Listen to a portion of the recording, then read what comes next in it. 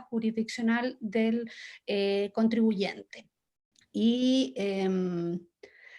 lo quiero retratar un poco con un ejemplo muy pedestre. ¿Qué sucede si un acreedor y un deudor tienen discrepancias sobre el monto adeudado? Y llama el, ¿cómo se llama? Justamente el acreedor y le solicita al deudor, le dice, a ver, reunámonos en mi oficina. Él, en el fondo, él tiene su auto estacionado en un hueco que ya se compró y por él que no paga ningún gasto de estacionamiento.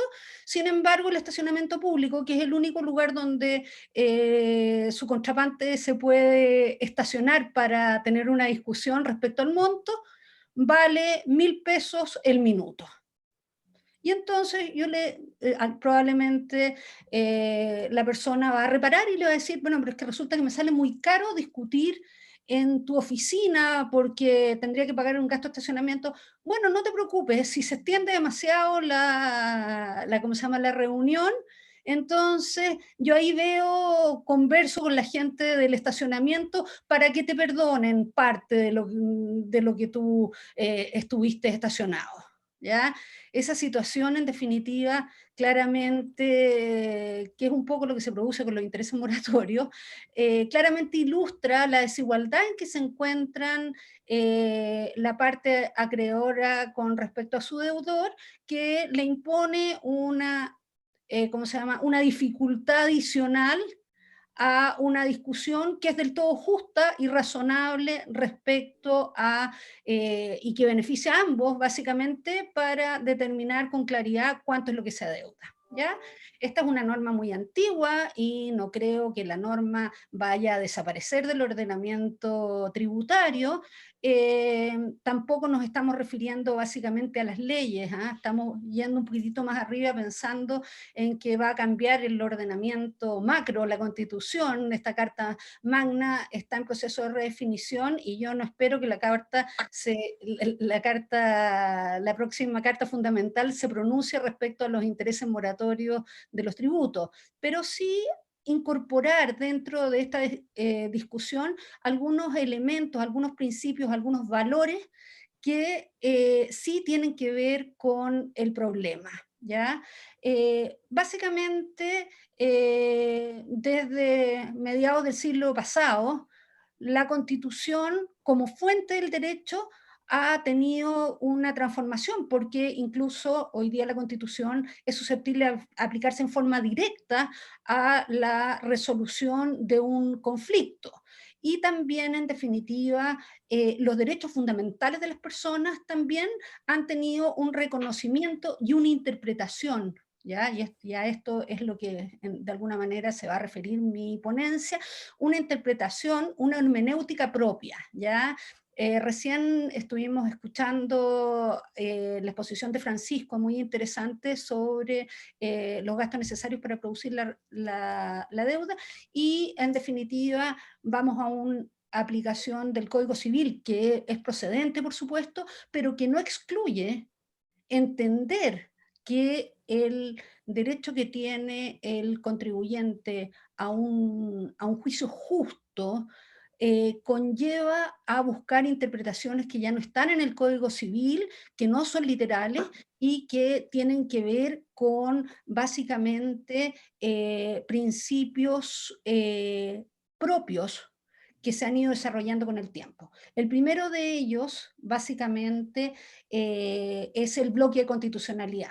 Vale decir, hoy día la Constitución como instrumento jurídico tiene una flexibilidad e incorpora, incluso en la Constitución de 1980, en virtud de la aplicación del artículo 5º, incorpora otros instrumentos internacionales que dicen relación con derechos fundamentales. Y esto tiene mucha incidencia con respecto al derecho que vamos a revisar ahora, que es el derecho a la tutela judicial.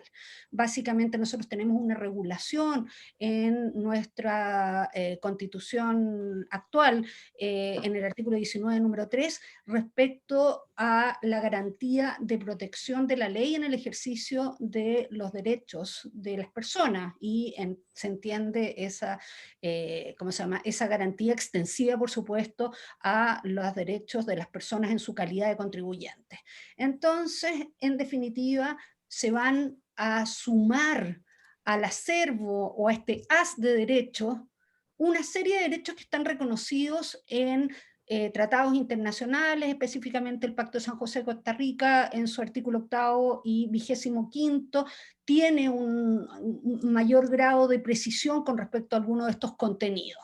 Pero básicamente el contenido de la tutela judicial, que es el derecho a que se haga justicia, ya definido de esa manera, este derecho como tan abstracto a obtener justicia, se puede bajar o entender como un derecho compuesto al menos por tres derechos esenciales: el derecho a accionar, el derecho a defenderse y el derecho a defenderse dentro del marco de un procedimiento racional y justo, o un proceso, un debido proceso, o con el nombre que nosotros le pongamos.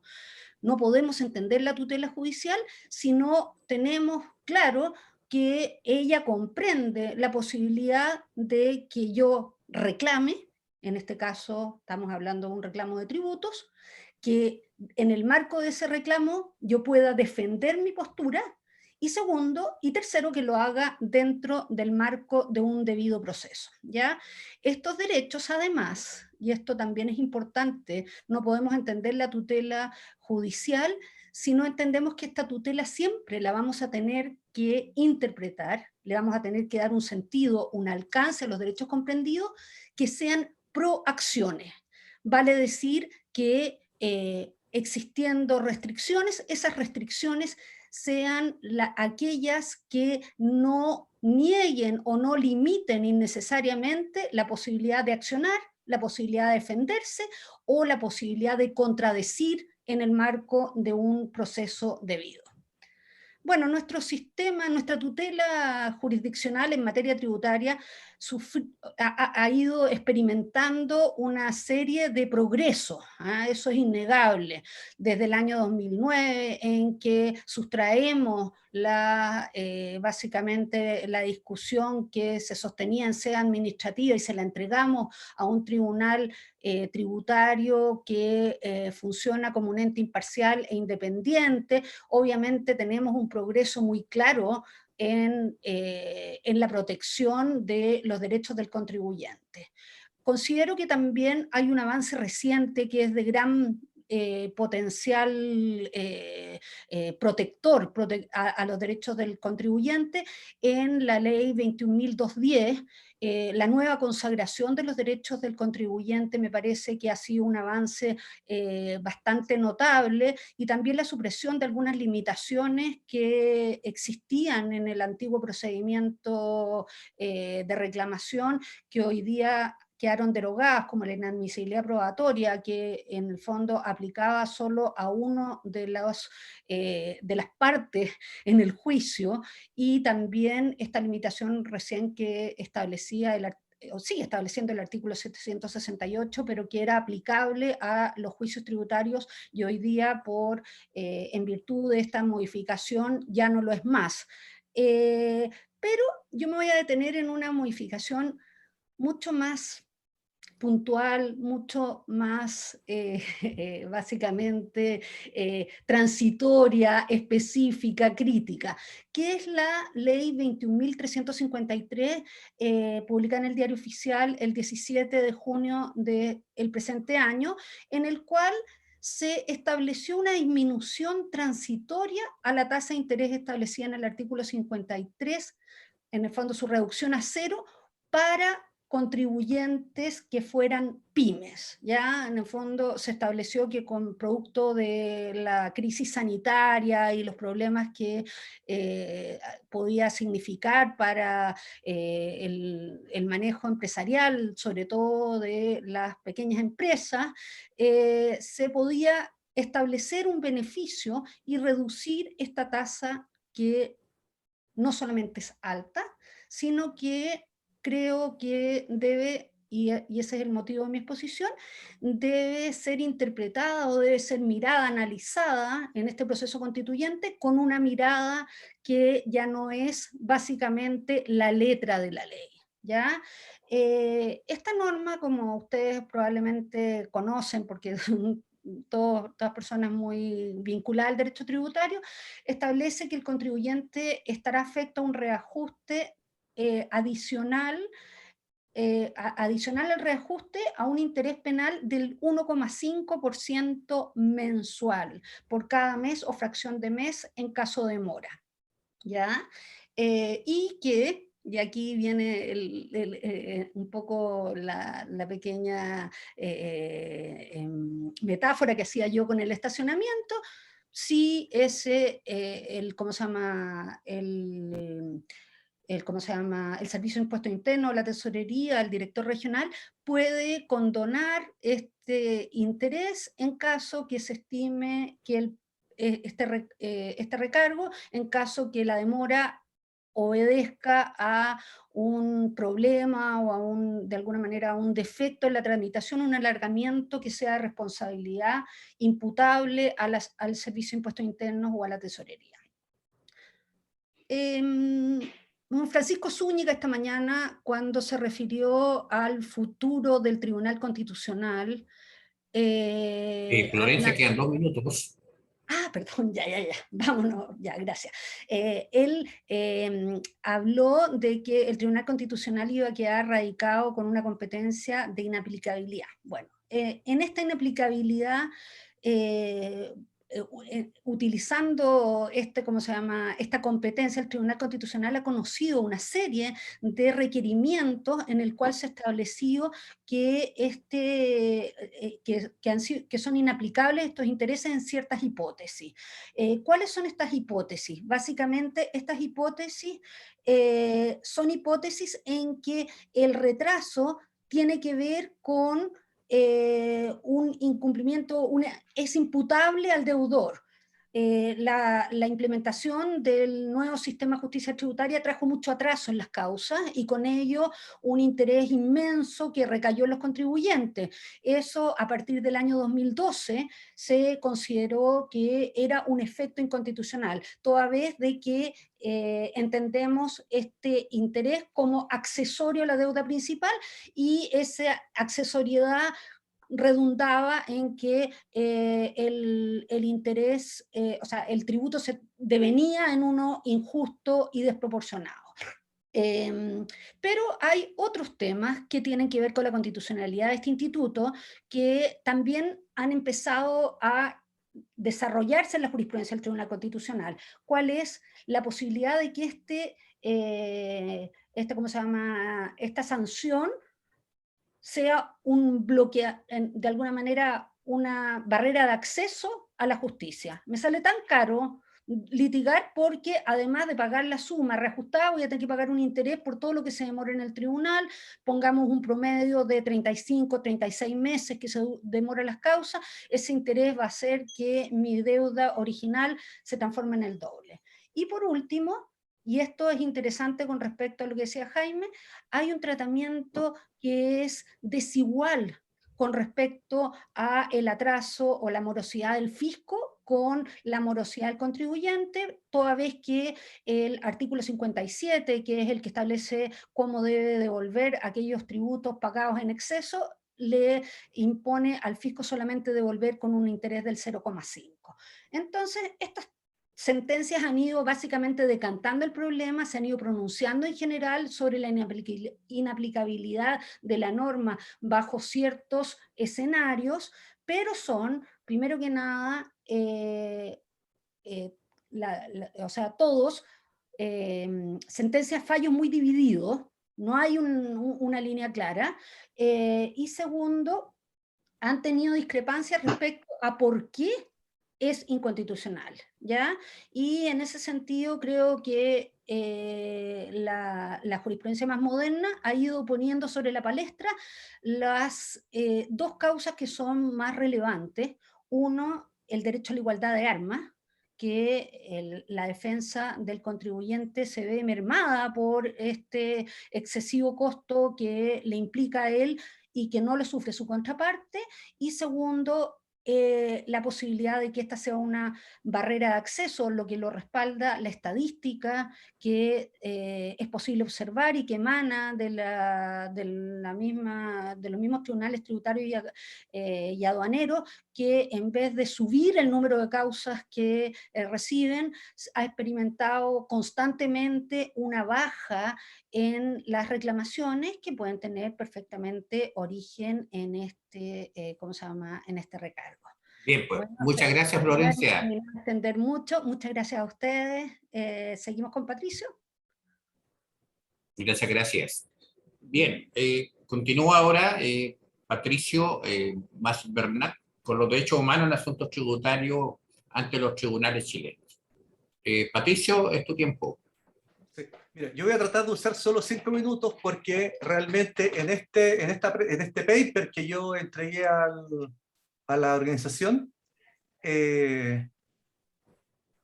solo me refería al tema de los tribunales chilenos, ¿ya? Pero antes que nada, saludarte a ti, Carlos, maestro.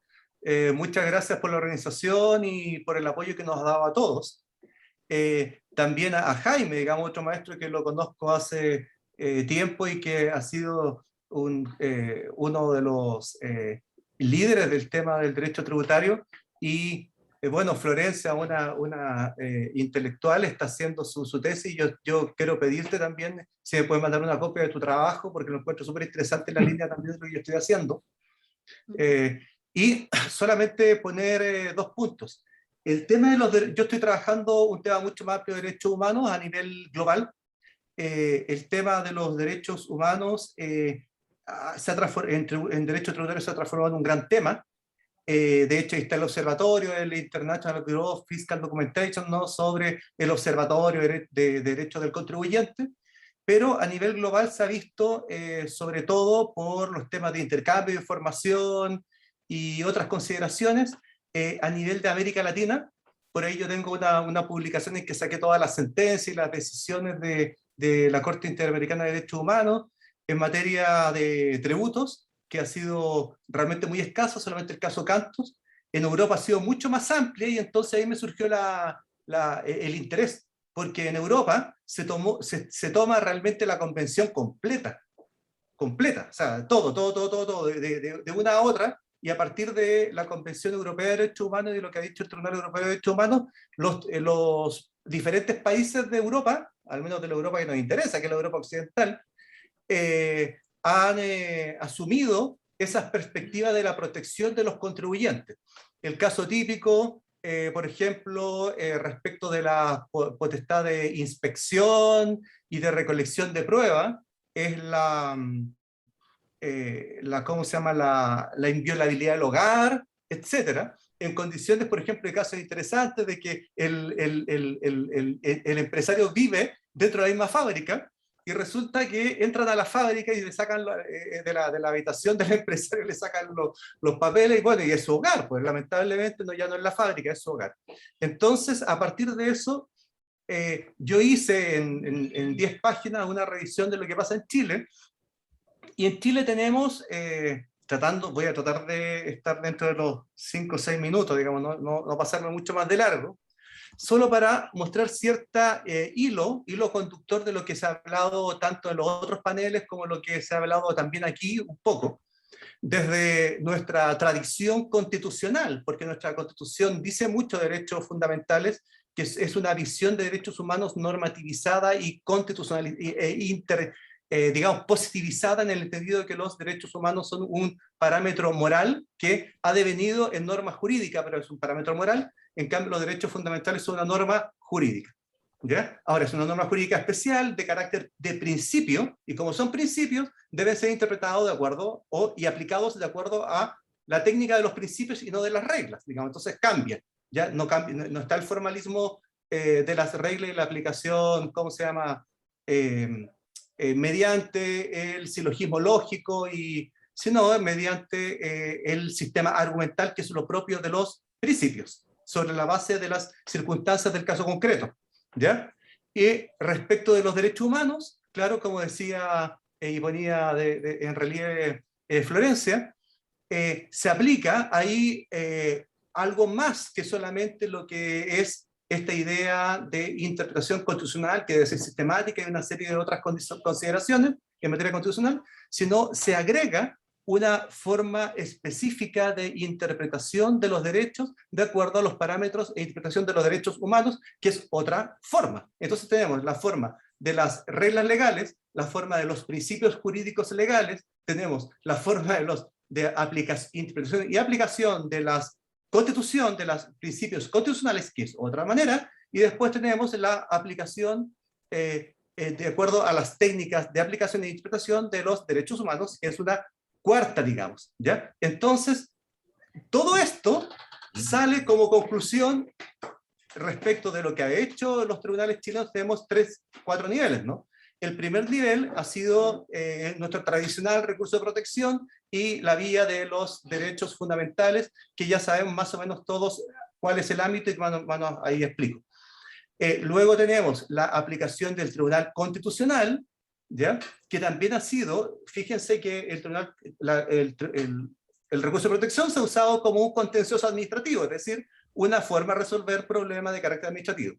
En materia de Tribunal Constitucional, aunque parezca extraño, no se ha salido mucho de ahí. Entonces, la fórmula de interpretación o de aplicación de la ley, aunque sean derechos humanos y derechos fundamentales, ha sido bastante digamos, más legal, con una fórmula más legalista, que más propiamente de acuerdo a principios constitucionales y fórmulas de interpretación constitucional, o de, aunque parezca raro que lo diga así, pero esa es mi perspectiva, al menos desde el punto de vista del derecho tributario, que es lo que yo más me interesa, digamos. Y también de algo de regulación económica, ha sido más, entre comillas, una interpretación más legalista, más que una de acuerdo a la dogmática de los derechos, digamos, de la dogmática constitucional, o los principios, o la forma que debe interpretarse, que es otra, distinta a los derechos humanos. Y resulta que esa forma también recae en nuestros tribunales. Tenemos 2 casos, ¿no? Tenemos el caso más abajo de los tribunales tributarios y aduaneros, y esta acción de tutela de derechos fundamentales, y entonces está este sesgo un poco, perdónenme el término un poco absurdo, que yo no logro entender, pensar que el empresario es un ser que solamente tiene tres derechos constitucionales básicos que deben ser protegidos, que es el del 19 número 21-22, ¿no? Igual, y el 24, ¿ya? Derecho de propiedad, derecho de igualdad y no discriminación, el trato que debe dar el Estado en materia económica, y libertad de empresa o derecho a desarrollar actividades económicas. Porque un empresario es una persona y es un ser humano completo, y entonces también tiene todo el resto de los derechos fundamentales, y eso debió haber sido reconocido dentro de la normativa ¿cómo se llama? Del ámbito de los tribunales tributarios y aduaneros, dentro de la normativa del Código Tributario. Y entonces tenemos al final, la Corte Suprema y la Corte de Apelaciones sobre el ámbito de aplicación específico de lo que es la Convención Americana de Derechos Humanos, que era el corazón de esta reflexión que yo hacía en estas 10 páginas. En 2 minutos. Se aplica realmente el artículo 8º, ¿no?, de la Convención Americana de Derechos Humanos, la tutela judicial efectiva, y en un punto hiper particular, que es la respuesta judicial dentro de un plazo razonable. Punto. ¿Ya? Y no sale mucho más de ahí. Entonces, raya para la suma, queda mucho por aprender, mucho por aplicar, mucho por comprender este fenómeno de cómo los tribunales contenciosos administrativos europeos aplican los derechos humanos en materia tributaria. No es una cuestión, una entelequia que nos mande a un tema de ángeles, ¿no? Una cosa muy concreta. ¿Cómo lo hacen los tribunales europeos en los litigios tributarios? Y yo me refiero a los tribunales contenciosos administrativos y luego los tribunales ordinarios en proceso de revisión. Porque es un poco distinto a nuestro sistema, que nosotros tenemos los tribunales no independientes en primera instancia. Y bueno, nos falta entonces comprender tanto el ámbito de los derechos del contribuyente, que esto es mucho más grande que solamente 2 o 3 derechos, y también la forma de aplicar tanto los derechos fundamentales como más allá los derechos humanos en litigios propiamente tributarios. Y bueno, eso quería más o menos presentar el paper. Me pasé 9 minutos, quería hacerlo en 5, pero nada, quedo hasta aquí y les agradezco, digamos, el tiempo y la instancia al Instituto Chileno de Derecho Tributario. Muchas gracias. Bien, pues muchas gracias, Patricio. Bueno, con la exposición de Patricio hemos terminado este ciclo de las ponencias. Ahora nos corresponde hacer algo por nuestra humanidad, que es ir a almorzar. ¿Ya? Por primer derecho humano que podemos tener en la vida es alimentarnos. Así que la idea es juntarnos por programa a las 15:15. Así que ahí con el mismo link que entraron en la mañana, con este mismo link pueden entrar en la sesión de la tarde. También se lo digo a los participantes, que hay algunos valientes todavía, así que a las 15:15 con el mismo link volvemos a incorporar y continuamos con esta jornada que los temas han sido bastante importantes, estamos en un momento constituyente, como se denomina, lo estamos pensando, y quizás hace mucho tiempo que no pensábamos cómo queremos este Chile, un Chile más justo, más igualitario, más comprensivo. Así que han sido los temas y aplicados a lo que es lo nuestro, que es lo tributario, resulta bastante entretenido y bastante interesante de estudiar. Así que nos vemos más tarde a las 15:15 con el mismo link. Muchas gracias a todos ustedes. Chao, Carlos. Muchas gracias. Chao.